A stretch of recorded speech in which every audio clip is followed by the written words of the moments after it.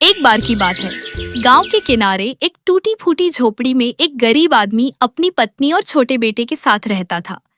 ठंड का मौसम था और हवाएं इतनी तेज चल रही थीं कि झोपड़ी की दीवारें हिलने लगती थीं। झोपड़ी के छेदों से ठंडी हवा भीतर घुस आती थी। उनके पास न रजाई थी, न गर्म कपड़े, न ही कोई ढंग का कंबल।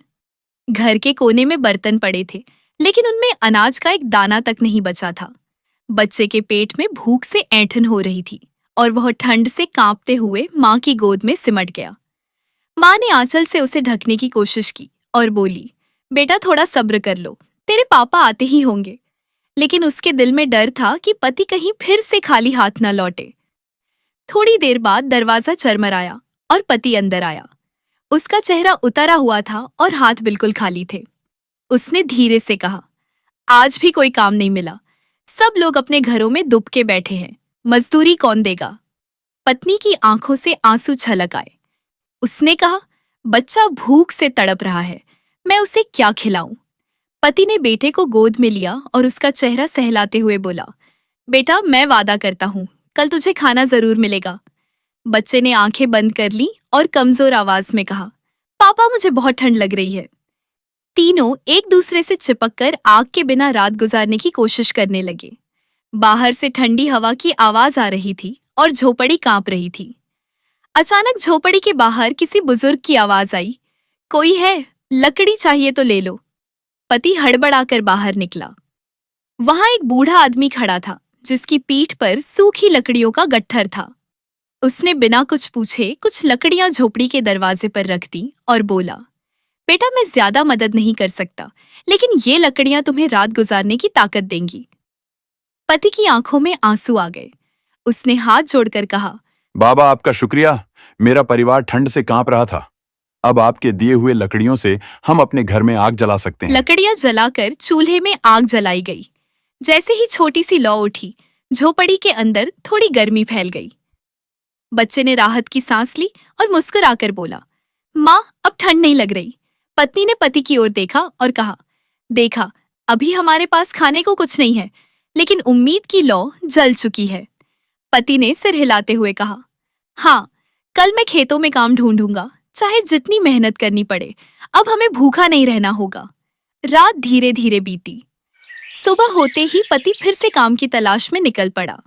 गांव से बाहर खेतों के पास एक किसान खड़ा था जो मजदूर खोज रहा था।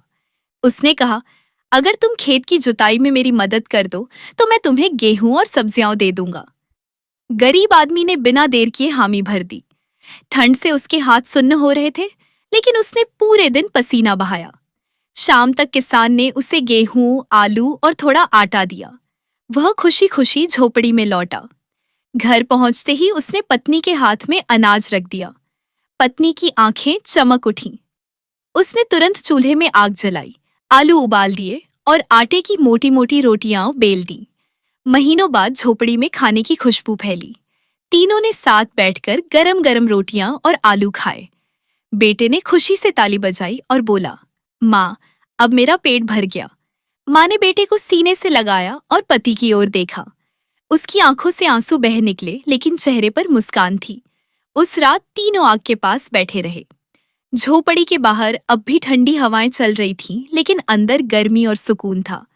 पति ने धीरे से कहा, देखा, थोड़ी हिम्मत और मेहनत से जिंदगी की सबसे ठंडी रात भी गुजर जाती है। पत्नी मुस्कुराई और बोली, और अगर कहीं से थोड़ी इंसानियत मिल जाए तो उम्मीद की आग कभी बुझती नहीं। बच्चा उनकी गोद में सो गया और दोनों ने महसूस किया कि उनके पास भले ही दौलत नहीं है, लेकिन एक दूसरे का साथ और उम्मीद की रोशनी है जो सबसे बड़ी ताकत है। झोपड़ी के कोने में जल रही आग धीरे धीरे धीमी पड़ रही थी, पर उनके दिलों में जो उजाला था वह और तेज हो गया था। पति ने पत्नी से कहा, कल सुबह मैं और दूर तक जाऊंगा, सिर्फ खेतों में ही नहीं, अगर कहीं घर बनाने का काम, लकड़ी काटने का काम या कोई और मजदूरी मिलेगी तो मैं करूंगा। हम अब हर हाल में अपने बेटे को भूखा नहीं रहने देंगे। पत्नी ने उसकी बात सुनी और हल्की मुस्कान के साथ बोली, हाँ, हमें अब हार नहीं माननी। ठंड चाहे जितनी भी हो, भूख चाहे जितनी भी सताए, अगर हम साथ रहेंगे तो हर मुश्किल आसान हो जाएगी। अगले दिन सुबह होते ही पति फिर काम की तलाश में निकल पड़ा। ठंड और धुंध इतनी तेज थी कि रास्ता साफ दिखाई नहीं दे रहा था, लेकिन उसके कदम तेज थे। घंटों चलने के बाद वह गांव के बाहर एक जगह पहुंचा जहां लोग लकड़ी काट रहे थे। उसने मालिक से काम मांगा। मालिक ने कहा, काम आसान नहीं है। ठंड में जंगल से लकड़ी काटनी होगी, हाथ छिल जाएंगे और बदन थक जाएगा। गरीब आदमी ने दृढ़ आवाज में कहा, मुझे काम से डर नहीं लगता, भूख से डर लगता है। मालिक ने उसकी आंखों में देखा और उसे काम पर रख लिया। दिन भर उसने बिना आराम किए काम किया। उसके हाथों में छाले पड़ गए, पैर सुन्न हो गए, लेकिन उसने रुकना नहीं चाहा। शाम को जब उसने अपनी झोली में अनाज, थोड़ा तेल और कुछ आलू रखे तो उसकी आंखों में संतोष था। वह भारी थकान के बावजूद तेज कदमों से घर लौटा। झोपड़ी में उसकी पत्नी चूल्हे के पास बैठी थी और बेटा माँ से पूछ रहा था, माँ पापा कब आएंगे? क्या आज हमें फिर भूखे सोना पड़ेगा? तभी दरवाजा खुला और पिता मुस्कुराते हुए अंदर आए। उन्होंने झोली पत्नी के सामने रख दी। बेटे की आंखें चमक उठीं। पत्नी ने बिना कुछ कहे उनके हाथ पकड़ लिए। उस रात झोपड़ी में चूल्हा जल उठा। आलू की सब्जी बनी, गरम गरम रोटियां बनी। बेटा खुशी से उछल पड़ा, बोला, माँ अब मुझे ठंड भी नहीं लग रही और भूख भी नहीं। पति पत्नी एक दूसरे की ओर देख रहे थे। उनकी आंखों में आंसू थे, लेकिन दिल में सुकून था। धीरे धीरे दिन बीतते गए। गरीब आदमी रोज मेहनत करता, कभी खेतों में, कभी लकड़ी काटने में, कभी गांव के छोटे मोटे कामों में। मेहनत के बदले में मिले थोड़े थोड़े अनाज और सब्जियों से उनका चूल्हा रोज जलने लगा। बेटे के चेहरे पर अब मुस्कान लौट आई थी। पत्नी ने भी टूटे कपड़ों को सिलकर उन्हें फिर से पहनने लायक बना लिया था। अब उनकी झोपड़ी में हर रात आग जलती थी और हर दिन थोड़ी थोड़ी रोटियों की खुशबू फैलती थी। एक दिन बेटे ने मासूमियत से पूछा, माँ क्या हम भी कभी बड़े घर में रहेंगे जहाँ ठंडी हवा अंदर न आए और हमें ठंड से कांपना न पड़े?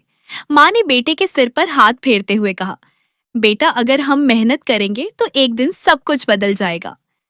पिता ने बेटे की बात सुनी और दृढ़ स्वर में कहा, हाँ बेटा, मेहनत करने वालों को कोई ठंड, कोई भूख, कोई गरीबी हरा नहीं सकती। धीरे धीरे उनकी जिंदगी बदलने लगी। गांव के लोग जो पहले उन्हें नजरअंदाज करते थे, अब उनकी मेहनत देखकर उन्हें काम देने लगे। कभी किसी के घर की मरम्मत, कभी खेत की रखवाली, कभी लकड़ी का काम। हर जगह गरीब आदमी को बुलाया जाने लगा। उसकी ईमानदारी और मेहनत ने सबका दिल जीत लिया। पत्नी ने एक दिन उससे कहा, देखा, जब हमारे पास कुछ नहीं था तब भी हमने हिम्मत नहीं छोड़ी। यही हमारी सबसे बड़ी ताकत थी। पति ने मुस्कुराते हुए कहा, और यही रोशनी हमें अंधेरे से निकाल लाई। बेटा खेलते खेलते उनकी गोद में आकर बोला, माँ पापा अब हमें कभी भूखे नहीं रहना पड़ेगा ना? दोनों ने एक साथ कहा, नहीं बेटा, अब हमें कभी हारना नहीं पड़ेगा।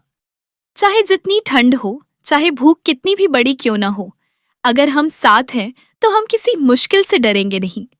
बेटा उनकी गोद में सिमट गया और बोला, पापा कल आप मुझे काम पर भी ले चलना, मैं भी आपकी मदद करूंगा।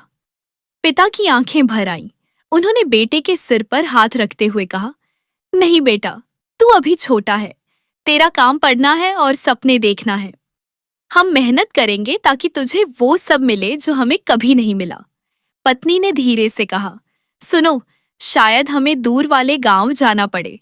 यहाँ काम बहुत मुश्किल से मिलता है, लेकिन वहां लोगों ने बताया है कि खेतों में मजदूरी मिल सकती है।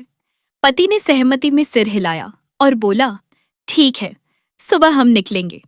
अगले दिन तीनों ने अपने पुराने कपड़े पहने और ठंडी हवा का सामना करते हुए गांव की ओर चल दिए। रास्ता लंबा था, बर्फ जैसी ठंड चुभ रही थी, लेकिन उनके कदम रुक नहीं रहे थे। बेटा कभी माँ का हाथ पकड़ लेता, कभी पिता का।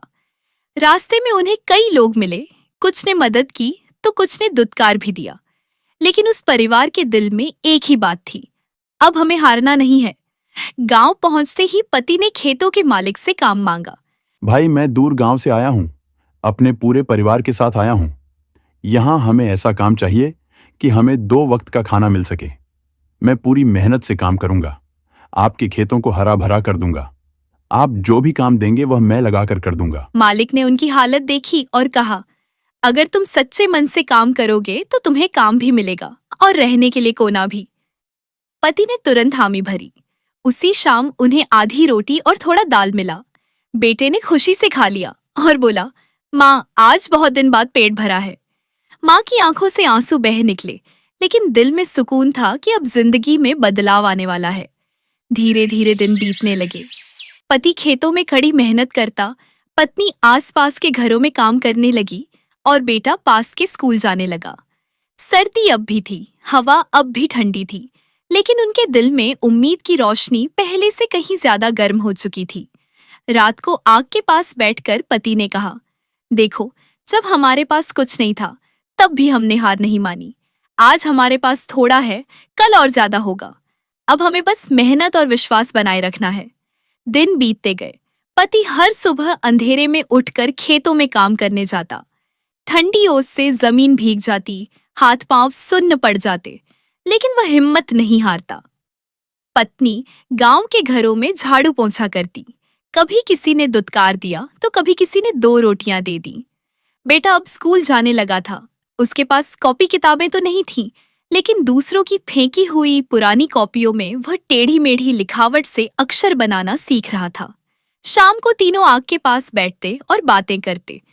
बेटा अक्सर कहता, पापा, जब मैं बड़ा हो जाऊंगा तो मैं बहुत पढ़ाई करूंगा और आपको काम नहीं करने दूंगा। पिता मुस्कुराते और कहते, बेटा, तेरी बातें सुनकर ही मेरी थकान मिट जाती है। तू बस मेहनत करना और भरोसा रखना, बाकी सब ठीक हो जाएगा। ठंड धीरे धीरे और बढ़ने लगी।